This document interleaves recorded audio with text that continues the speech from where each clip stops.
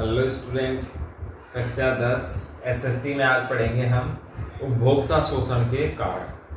अब सबसे पहले तो हमें ये समझना होगा कि शोषण होता क्या है, उसके बाद हम पढ़ेंगे करके कारण बहुत डिटेल से हम लोग पढ़ेंगे। शोषण की यदि हम बात करें तो जब हम किसी भी वस्तु सेवा की कीमत अदा करते हैं और उस वस्तु सेवा की कीमत के बदले जो हमें वस्तु सेवा प्राप्त होनी चाहिए थी उतनी मात्रा में यदि कमी आती है तो हमारा शोषण कहलाता है। फिर से देखना, जो क्रेता होता है, जो खरीदार होता है, वो बाजार जाता है, पैसा देता है और उसके बदले वस्तु या सेवा प्राप्त करता है। जितना पैसा दिया उतनी मात्रा में उसे वस्तु या सेवा मिलनी चाहिए, लेकिन यदि उस मात्रा में कमी होती है, उतनी मात्रा की वस्तु सेवा नहीं मिलती, तो ये उपभोक्ता का क्या कहलाएगा? शोषण कहलाएगा। एग्जाम्पल के तौर पर हम देखते हैं, कोई व्यक्ति 100 रुपए की क्या लेता है? मिठाई लेता है, और इस मिठाई की जो क्वालिटी है वो कितने रुपए की हुई? 20 रुपए की हुई, 80 रुपए की हुई, तो 20 रुपए का उसको नुकसान हो गया। तो एक प्रकार से क्या उपभोक्ता का शोषण कहलाता है। तो उपभोक्ता के शोषण से सीधा स्पष्ट इतना सा है, क्रेता द्वारा किया गया खर्च की तुलना में यदि उसे वस्तु और सेवा प्राप्त नहीं होती है तो फिर क्या कहलाएगा? शोषण कहलाएगा। हमने ये देख लिया शोषण क्या होता है। अब इसके कारण हम लोग देखते हैं। उपभोक्ता कौन होता है? उपभोक्ता वह व्यक्ति जो उपभोग करता है। क्रेता भी उपभोक्ता कहलाता है, उपभोग करने वाला व्यक्ति भी कहलाता है, और वस्तु को अंतिम रूप से उपभोग करने वाला भी व्यक्ति भी उपभोक्ता ही कहलाता है।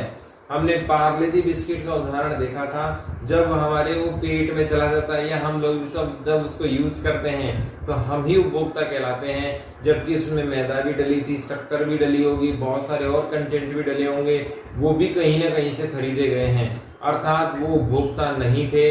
मेन उपभोक्ता वो था जिसने पार्ले जी बिस्किट खरीदा।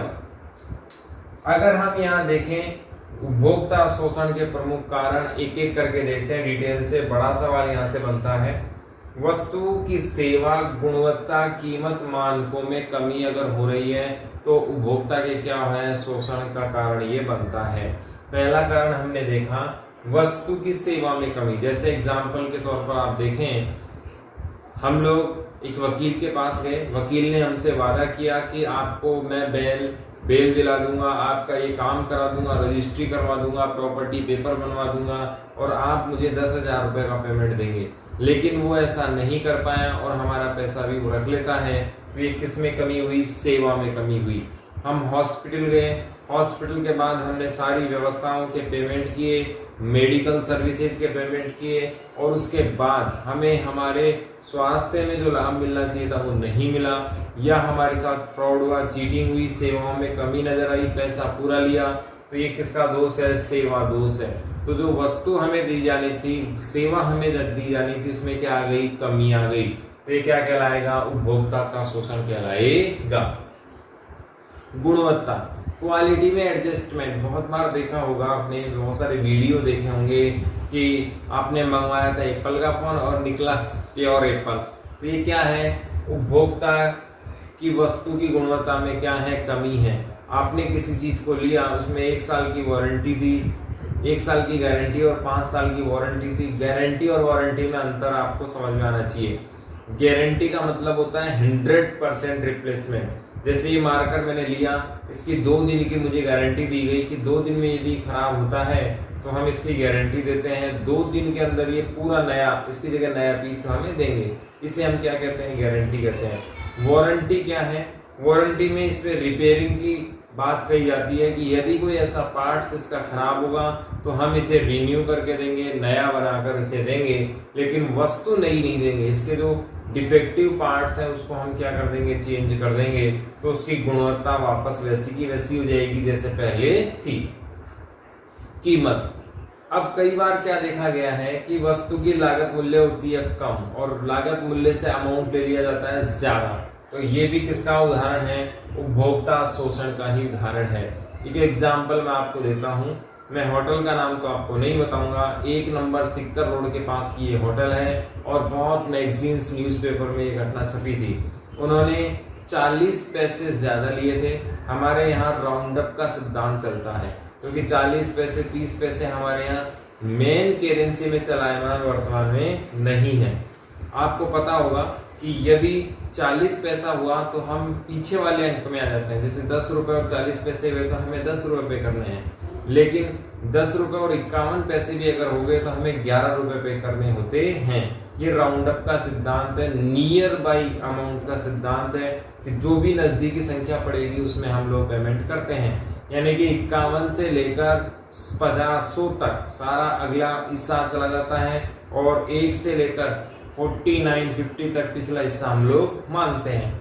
उस 40 पैसे के लिए उन्होंने राउंड अप कहाँ कर दिया, आगे की साइड कर दिया और उनसे पूरा 1 रुपए कलेक्ट कर लिया। वो उपभोक्ता मंच में गए और फिर उपभोक्ता मंच ने 5000 रुपए का चालान उनका बनाया कि आपने 40 पैसे लिए हैं। ये कहीं ना कहीं क्या है, उपभोक्ता का शोषण है, उपभोक्ता के अलग से क्या है, अधिकार है। आप जान सकते हो 40 पैसे मैटर नहीं करता, पैसे आए नहीं आए ये मैटर भी नहीं करता, लेकिन हमारे राइट्स मैटर करते हैं, हमारी आज़ादी मैटर करती है, हमारे सिद्धांत मैटर करते हैं, और हमसे कोई कैसे छीन ले, हमारा शोषण कोई कैसे कर ले, ये बात मैटर करती है। 40 पैसे मैं भी मानता हूँ बड़ी रकम नहीं है, 40 पैसे मैं भी मानता हूँ कि कोई मायने नहीं रखता, लेकिन जो पनिशमेंट मिला वो बाकी लोगों के लिए क्या बन गया, आदर्श बन गया। एक उदाहरण मैं आपको और देता हूँ। बजाज फिन सर्विस नाम की एक फाइनेंस कंपनी है, उन्होंने कॉल किया, कॉल करने के बाद बिना सहमति लिए ही उन्होंने एक कोई टीवी लिया हुआ था उसका इंश्योरेंस उन्होंने बढ़ा दिया और उसके लिए 6000 रुपये उन्होंने काट लिए। जब उपभोक्ता ने कंप्लेंट की तो बजाज ने कहा कि हमने कॉल किया था, तो उपभोक्ता मंच पर कॉल रिकॉर्डिंग की बात हुई, कॉल रिकॉर्डिंग नहीं थी उनके पास और फिर बजाज फिन सर्विस पे जुर्माना लगाया गया कि ये बिना परमिशन के किया गया काम है। मानकों में कमी, मानकों का मतलब होता है क्राइटेरिया, जो हम लोग क्राइटेरिया फिक्स करते हैं। जैसे इस बोर्ड का क्राइटेरिया है कि ये दोनों तरफ यूज होगा, लेकिन जब मैंने इसकी बाउंड्री, इसकी जो पैकेजिंग है वो खोली, इसके जब बॉर्डर्स को चेक किया तो उसमें डिफेक्ट मिला, तो ये किसकी कमी है, मानकों की कमी दर्शाता है। दूसरा बिंदु देखें, सही वस्तु प्राप्त ना होना। ये बात हम कर चुके हैं, एप्पल के फोन से एप्पल ही निकल गया तो सही वस्तु नहीं है, यह हमारा क्या है, एक शोषण है। जब हम जो वस्तु लेने गए थे वो वस्तु हमें नहीं मिली, उस मात्रा में नहीं मिली जिस मात्रा में बताया गया है, या कोई और ही प्रोडक्ट निकला। आजकल ऑनलाइन का जमाना है, ऑनलाइन में बहुत सारे उपभोक्ता भी बहुत समझदार हो गए हैं। जब वो ऑनलाइन किसी भी चीज को कलेक्ट करते हैं तो सबके सामने कलेक्ट करते हैं, वीडियो के सामने कलेक्ट करते हैं, जिससे प्रूफ या सबूत बहुत अच्छे से मिल जाते हैं। लिखित अलिखित जानकारी, अब कई बार आपने देखा होगा कंटेंट होता है, कंटेंट, ये कंटेंट क्या है, सामग्री। आपने देखा होगा अभी च्यवनप्राश के जमाने चल रहे हैं, इम्यूनिटी बूस्टर की बात चल रही है। आपने देखा होगा डाबर का भी बहुत प्रचलित च्यवनप्राश है, बहुत सारे मेडिसिन और भी आती हैं, उन सब पर बाहर सामग्री लिखी हुई होती है।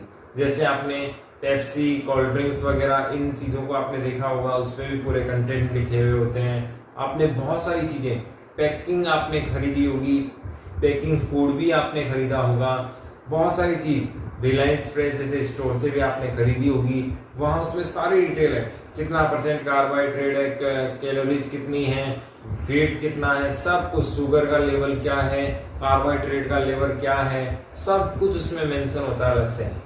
अब कई बार क्या होता है, कंटेंट में लिखा होता है कुछ और उसके अंदर जो निकलता है वो क्या निकल जाता है, अलग। ऐसी स्थिति में किसका शोषण हो गया, उपभोक्ता का शोषण हो गया। एक बात तो ये, यानी कि जो लिखित बातें थी वो भी क्या हो गई, गलत साबित हो गई। दूसरा अलिखित, कई बार क्या होता है, उपभोक्ता को भ्रमित किया जाता है, गलत चीजें लिखी जाती हैं, गलत जानकारी दी जाती है। अभी 4-5 साल पहले एक बड़ा ड्रामा सिस्टम हुआ था, एक एड था, उसकी चर्चा यहाँ नहीं करनी चाहिए, लेकिन एड बड़ा मजाकिया था इसलिए मैं बता रहा हूँ। एड में क्या था कि एक बाल विवाह होता रहता है, बच्चा छोटा होता है और बाल विवाह में दिक्कत आती है, पुलिस आती है उसे पकड़ने के लिए। एक नमकीन का वो ऐड था, नमकीन खाता है और लड़का वो बड़ा हो जाता है और पुलिस भी फिर उसे नहीं पकड़ पाती। तो ये क्या था, भ्रामक ऐड था। कोई नमकीन खा के कैसे बड़ा हो सकता है, संभव ही नहीं है। फिर इस पर बैन लगाया गया, उपभोक्ता में बहुत सारी डिमांड्स रखी गई और इस कंपनी के ऐड को बंद कर दिया गया। तो इस प्रकार से जो अलिखित जानकारी है या भ्रामक जानकारी है वो भी क्या है, गलत है। जैसे बहुत सारे लोग फेयर एंड लवली के ऐड आपने देखे होंगे, फेयर एंड लवली के जो ऐड आते हैं उसमें नियम और शर्तें लिखी हुई होती हैं। विराट कोहली के जो ऐड आ रहे हैं उसमें भी नियम और शर्तें लिखी होती हैं। माउंटेन ड्यू के जो ऐड आ रहे हैं उसमें भी नियम और शर्तें लिखी हुई हैं। तो ये बाजार कंडीशनों के अधीन है और ये केवल एक प्रेरक चित्र है, इससे प्रोडक्ट का कोई लेना देना नहीं है। इसका मतलब ये हुआ कि जो हम दिखा रहे हैं वो सच्चाई नहीं है। विवेक से काम में लिया जाए। ग्राहक को इस चीज को खरीदने से पहले सोचना है कि ये चीज सही है या गलत, फिर दिखाया क्यों गया था। तो कहीं ना कहीं उपभोक्ता के साथ एक प्रकार से गलत हो रहा है। उपभोक्ता इतना सीधा होता है, आपकी तरह सरल होता है कि आंख बंद कर वो विश्वास कर लेता है बीकाजी अगर अमिताभ बच्चन खा रहे हैं तो वो बेस्ट होगी। हमारे यहाँ ऐसा माना जाता है।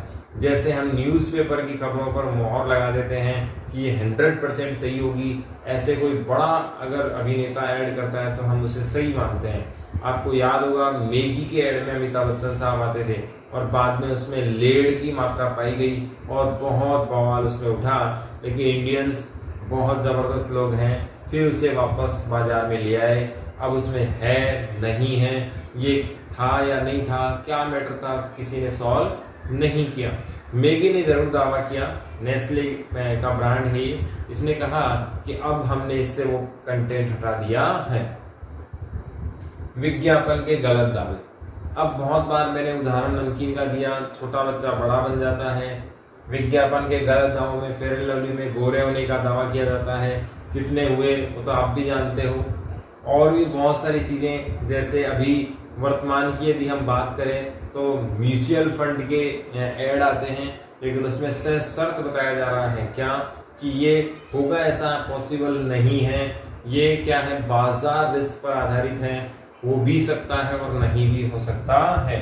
तो विज्ञापन में जो गलत दावे कर दिए जाते हैं, बहुत सारे ऐसे विज्ञापन हैं जिनको देखकर लोग बहुत आकर्षित होते हैं, लेकिन वो सही मात्रा में सही नहीं है। उनके जो दावे हैं उन पर शंका की जा सकती है, उनकी पोल खोली जा सकती है।